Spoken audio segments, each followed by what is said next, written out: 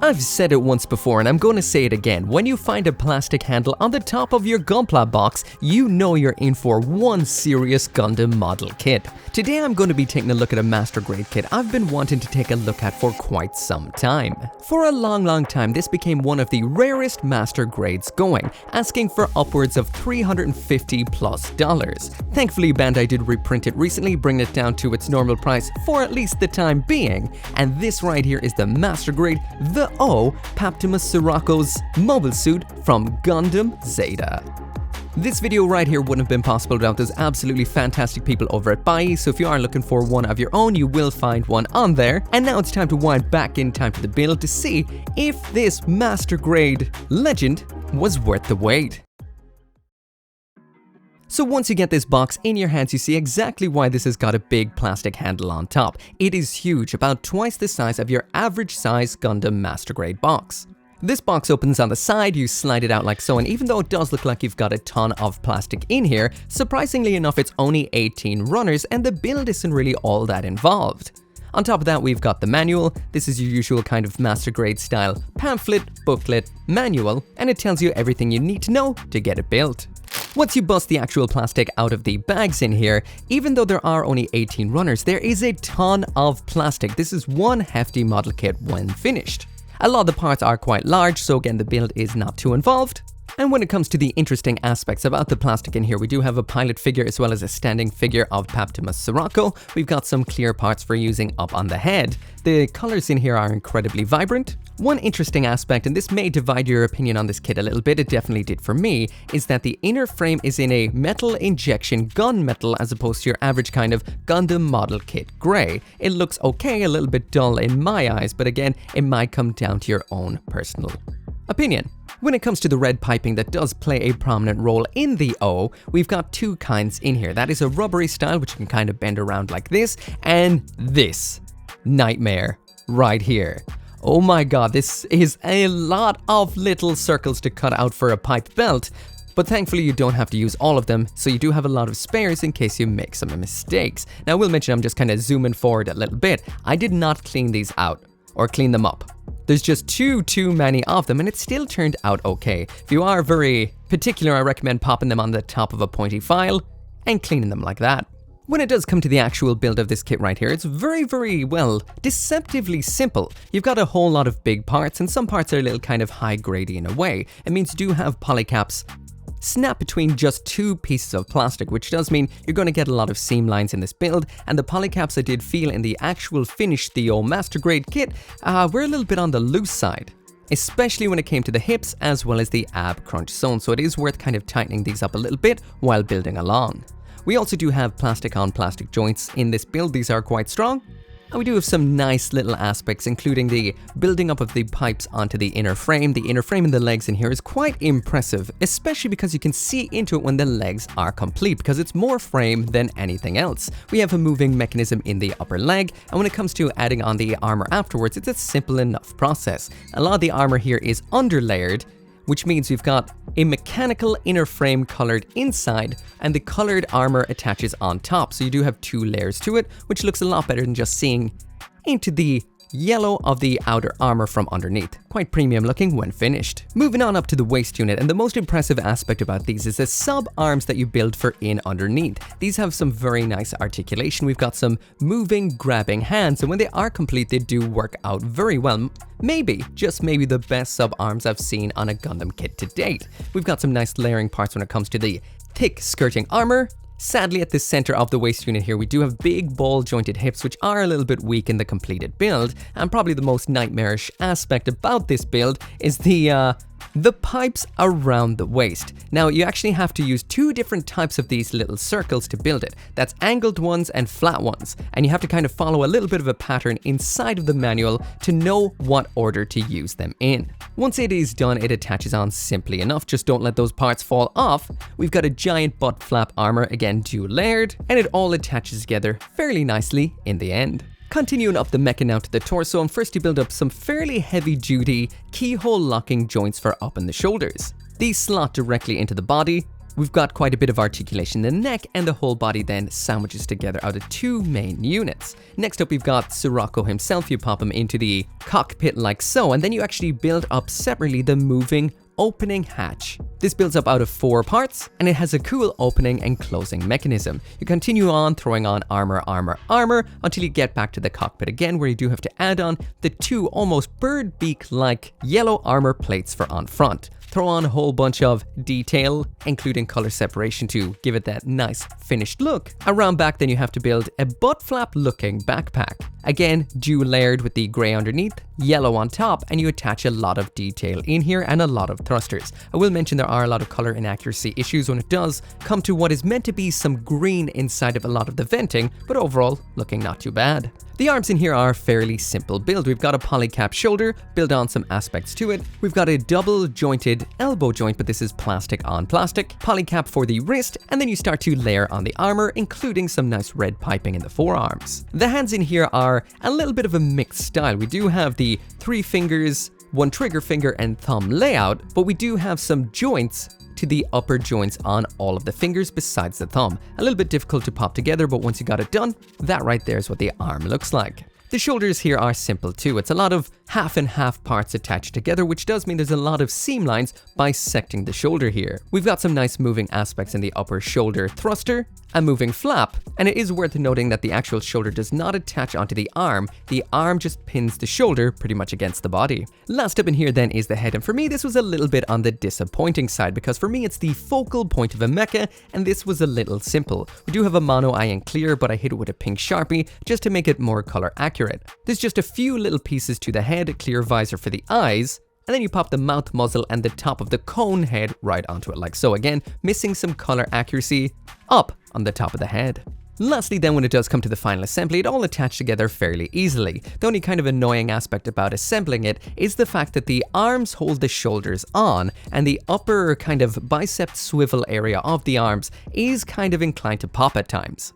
Besides that though, it kind of holds together good. It's not flopping straight away out of box, but I will mention it did loosen up a little bit later on, but we'll get to that when we get to it. Aesthetics time. So jumping on into what I guess is Aesthetics 1, what it looks like out of box. Basically, over the last 2 months, I've been doing what I called Buildmas, which is building kit after kit after kit after kit, which basically resulted in a whole bunch of out-of-box builds, which can be a whole lot of fun, but at the same time can feel a little bit on the empty side. This kit right here, out of box, does look a little bit on the plain side. We've got a whole ton of seas of that almost lemony yellow, which can look a little bit plain. So this is one I wanted to spend a little bit of time detailing up, but before doing that I wanted you to see exactly what this does look like out of box. Again, can be a little bit hard to see sometimes in a video, but this is a monolith of a mobile suit. Just popping it up on a shelf beside some other gunpla, you can see just how absolutely gargantuan this is for a master grade kit. This is definitely one of the big ones. So if you like big kits like Sinaju, Sazabi, Jagdoga, stuff like that, this will fit in perfectly with those. However, like I mentioned, it can look a little bit plain out of box. There is a lot of nice molded detail on this that definitely could do with a little bit of inking, and there are some included decals, so it's about time to get into some detailing up.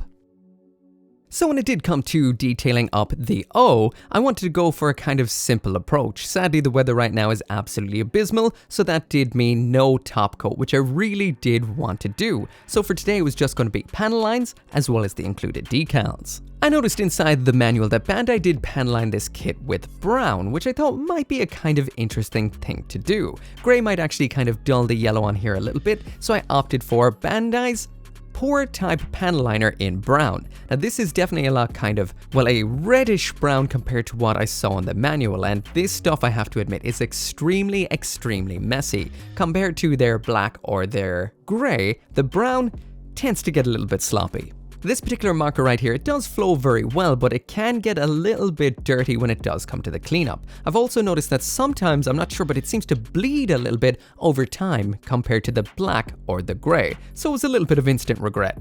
Anyway, I pan lined up some of the lines in here. Some took extremely well to the marker, other ones not so much because they're either wide or a little bit on the shallow side, like we would have seen in some older gunpla. I cleaned this up using the included Gundam marker eraser as well as some cotton swabs, and again, these don't clean up too well, so if you want a little bit of a hack, if your pan lining isn't really going that well, then grab the Balancers by Gun Primer. These are almost like a super light sandpaper, and you can kind of sand and buff the surface of your kit, and it'll eventually take away all the excess ink and leave you with absolutely pinstripe perfect pan lines. After that, it was time for some decals, and what do come included inside this box are my favorites, which are rub-on style, as well as some standard peel and stick style. The rub-on ones come with this kind of clear backing. You just cut them out, press them against the surface where you want to attach them, and then you just rub the absolute crap out of them. If you rub them enough, they'll come off of the backing and adhere directly onto the gunpla. Unlike water slide decals or sticker style decals, these actually have no boundary whatsoever, so they're just, well, they have that painted on effect. However, though, they are very delicate, so top coating is recommended.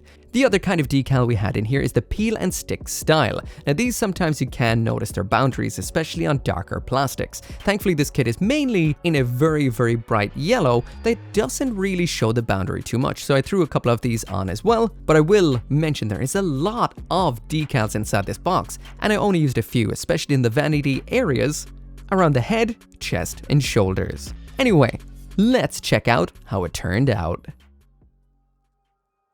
So jumping now right on into the aesthetics, and this right here is what the Master Grade the O looks like out of box with some panel lining and some decals, and now it's time to answer that ultimate question. Was it worth the wait? Was it worth the wait to outweight the $300 price tag? And honestly, I would say yes. If I had paid over $300 for this kit right here, I would definitely be a bit on the sad side. However, it's one I'm glad I didn't miss entirely.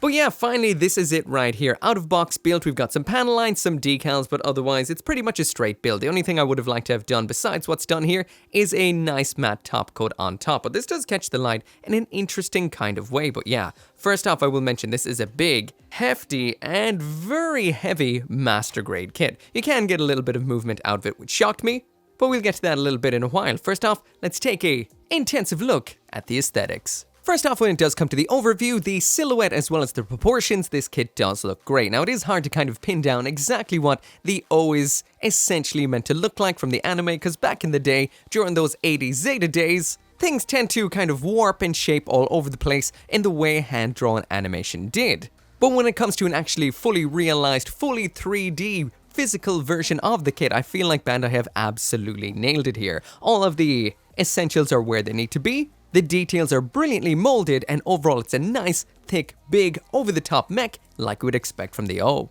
Like for example, if we pop this right down side by side with the official art, if, well, you could even call it that, you can't really do much of a comparison because it is wild and wacky. However, overall it does get the general gist down, and when it does come to comparing it to various other images from the anime, all of which I got from the Gundam wiki, you can see for the most part the overall look and the color is a kind of average between all of the stuff they basically showed. Maybe you could say it could be a shade or two darker, but then again it may just depend on the lighting. So zooming in onto every element one by one. First off is the head, which overall looks quite nice. The color separation and part separation here is kind of limited, and at the same time I do find the mono eye in there, even though it does look okay. I will mention out of box it is clear, but I did hit it with a Sharpie to make it a little bit pink. Next up is the torso, and I will mention this is just a kind of big old plate when it does come to the armor, with not too much really molded into it. Got some vents inserted in, and around back is where we do see most of the actual detail on this. We've got some nice color separation inside some of the vents. I will mention that every single vent inside of the O, like we see in the box art painted images of this kit, is meant to have a little bit of a pinstripe of this green inside, so that is something missing on this kit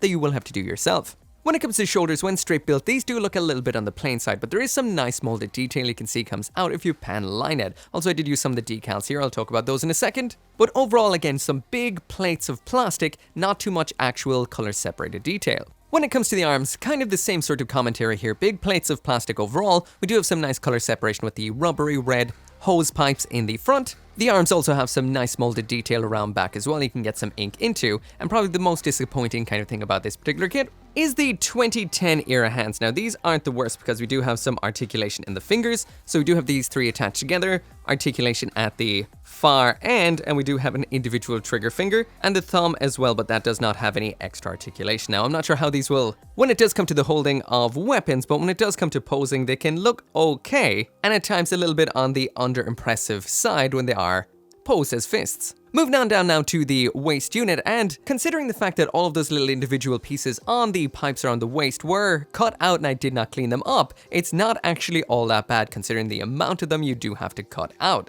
On top of that, we do have some nice color separation to some degree, including the venting on the underside right here, but I will mention the nice green in there. The central aspect, the little vernier that is in there, is meant to be in the same sort of gunmetal that we see on the inner frame of this kit. So that does mean even though we do have the nice green, it's not fully color separated. When it comes to the O booty around back, this is a little on the plain side, especially because I did not panelline this because I tend to panelline them for on the shelf, so I'll never be seeing the back ever again, so again, this could look a little nicer if you did get some ink in there. Again though, a little bit on the plain side, big, large pieces with very little part separation. However, when it does come to probably the most detailed aspect of this particular build right here, that is the sides of the legs. You can see right on into the inner frame past the big, thick armor. We've got some nice red pipes in there which absolutely pop in an incredible sort of way, and it just looks so technical and visceral at the same time. Like we would have seen during the review, one of the nicest aspects about this particular build is the fact that the underside of most of the actual plates on this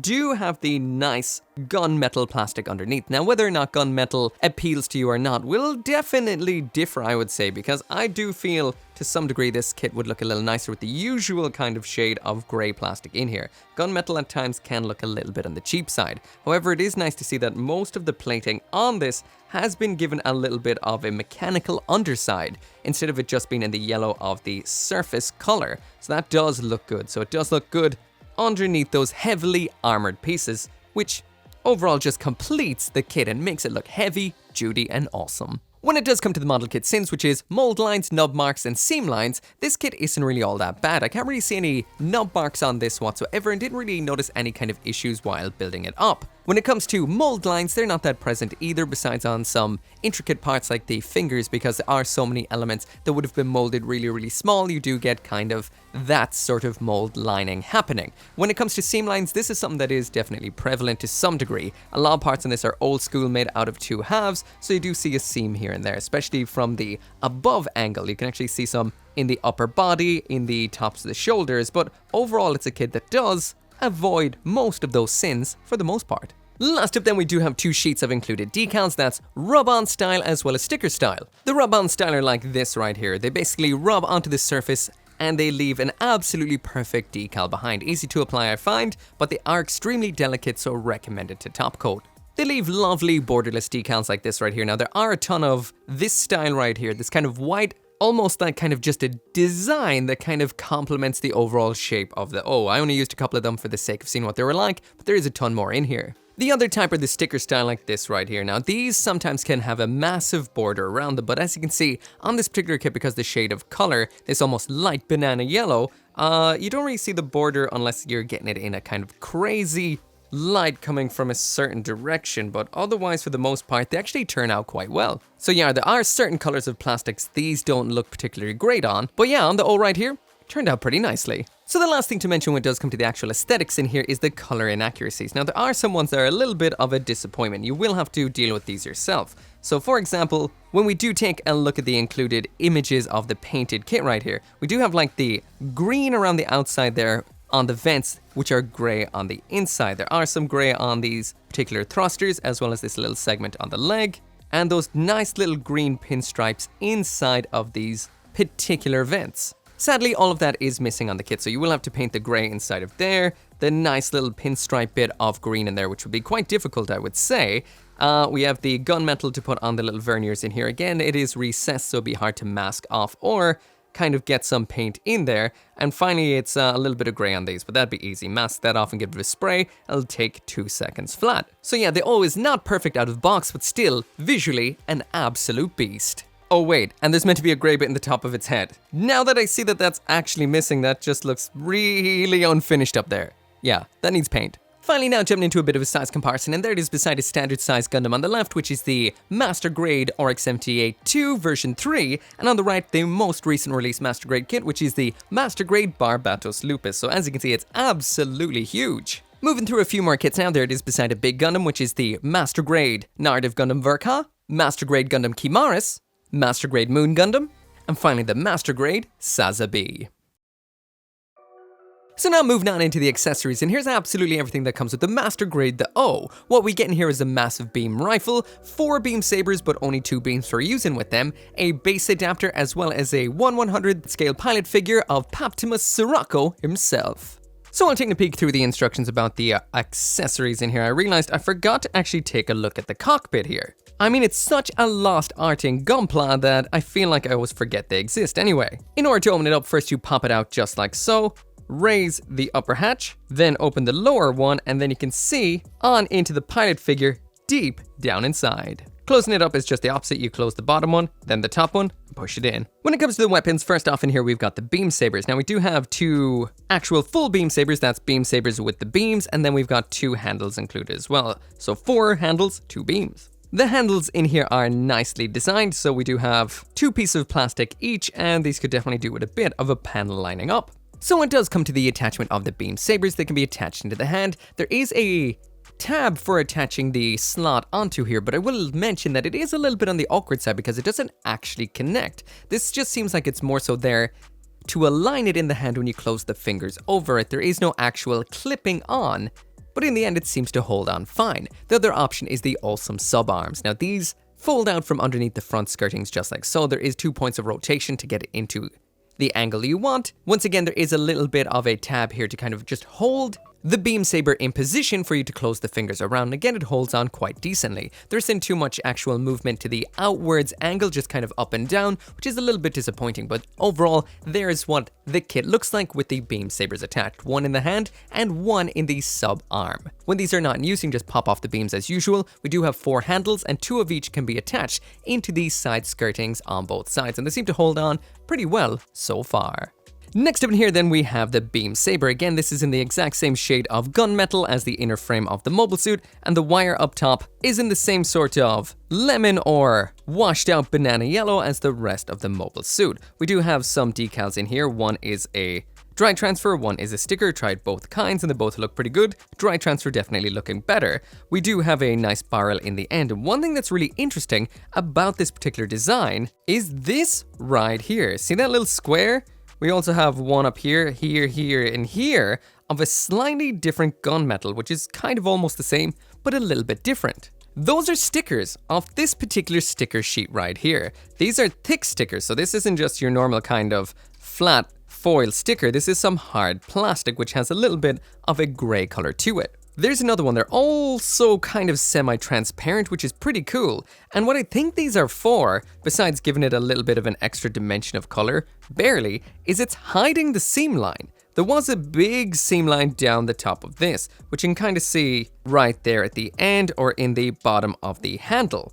Now this completely covers that, and that's an interesting way of doing it. I like that. If something has a wicked seam line, why not include these kind of stickers to hide it? That looks incredibly good. So when it does come to attaching this weapon, it's the same as the beam sabers. Just pop it into the hand, try and mount it onto that peg to some degree, and then wrap the fingers around. The fingers are definitely doing the guts of the work here. Posing this can be somewhat on the awkward side, and at this point it was time to get it up onto an action base, so I threw on the action base adapter, which is a clip which works out well, and then I threw it onto an action base, well, one variant. This is the one that you can get inside of some boxes that says something like a something 13 on the side.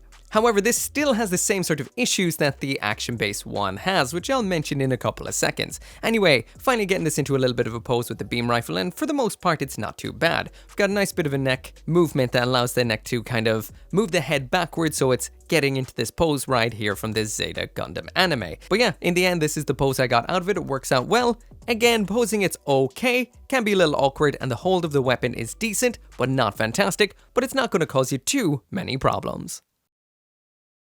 So now moving on to the articulation. This one's going to be definitely interesting because there was quite a bit of actual parts in the building of the various different articulated parts, like the arms, legs, knees, and all of that. So it'll be interesting to see what it can actually pull off. When it does come to the solidness of this kit, it's not too bad. We've got a little bit of a wiggle due to those ball joint hips, because ball joints aren't really the strongest, but it doesn't really give you any issue when it is on the ground, or even when you have it up in a pose. But anyway, usual pose time. Anyway, when it does come to getting the O in a bit of a pose, as you'd expected, is super limited. Even though you do build up quite a bit in the actual build of this kit, it doesn't actually net you with too much when it comes to posability in the end. The ankles don't bend in at all, so it means you've got a kicked out foot that can't get planted onto the ground. The shoulders don't raise up too far because the shoulders themselves get in the way of the arms raising up. There's a little bit more ab crunch than you'd expect in here, and the upper arms are absolutely abysmal in this kit. Wow, what a bad design. Talk about that in a second, but yeah, in the end what we get is this, and I'm not too overly impressed. So you can get a couple of poses out of this kit,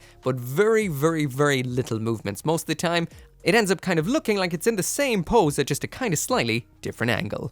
So looking at everything one by one, first off, the neck here is on a little bit of a ball joint and a hinge, so it does have side-to-side motion and everything is fairly fluid. If you pop off the top of the head, you can get inside to the mono eye, which can be moved side to side very simply. The shoulders on here aren't great. This part is just held in by the shoulder when it's pushed in, so sometimes can get a little bit on the loose side. On top of that, this little joint right here is very weak, so if you move this around a lot, you can end up disjointing it and popping it off. A little bit on the irritating side, especially when you're getting very close to eking out a perfect pose. Well, I guess the one pose this kit can pull off. Anyway, continuing on, we've got a forward and back movement right here at this piece. Full rotation all of the way around. This thruster can pivot up and out like so. This second flap can move up and down like that. Can rotate on a ball joint. The arm itself can flap up and down like so. Full rotation at the upper arm, 2-point bend at the elbow, so not too bad at all. Like we've seen already, we do have articulation to the fingers, so 3 are attached, 1 is free. All of them have a single bend towards the end, and the thumb is just on a ball joint with no bends to it. So that does mean you can somewhat, but not entirely, flip the bird. Only somewhat. The ab crunch in here is a kind of ball joint. This is already loosened up since the beginning of the review. So we've got forward and back just like so, side to side like that, as well as somewhat of a rotation down below on a peg. So already getting a little bit too loose to hold itself up. Front skirts can move up and down. Incredibly cool sub arm that can come out like so. Rotate at this point, rotate at that point, and the little fingers can close like so and hold onto the included beam sabers. We've won under both of these. Side skirts can move up and down, side skirts can move up and down, back and forward, butt flap can move up and down ever so slightly, ball joint hips, so that does limit the outwards movement. When it comes to the kick, there it is all the way to the front, all the way to the back, all the way to the front, and all the way to the back. Again, ball joint, so no rotation. Popping the leg off now just to show what it can do, because we do have a nice sliding mechanism up top. On bending the knee, this little section of armor does slide down and out ever so slightly. An old school master grade staple that you don't really see too much anymore. Besides that, there are some other moving parts. This flap back here can move up and down to expose those wires a little bit more. And when it does come to the ankle, it can move ever so slightly like that. So not a lot, and not too much from the side to side as well. If you are wondering what that sound is, if you can even hear it at all, sounds like this. That is those wires inside the sides of the legs as it moves side to side. Besides that, then we do have a little bit of a bend in the toe and the heel that move just like so, but again, doesn't really do a whole lot really in practice. So once again, that right there is what this kit looks like in the usual pose, and as you can see, it doesn't really pose up too much. There's a lot of actual articulation in the building up of this kit, but you don't really get too much out of it in the end. The upper arms can pop off ever so often, and I'm already getting a little bit of a loose joint at the ab crunch, which will need some tightening up.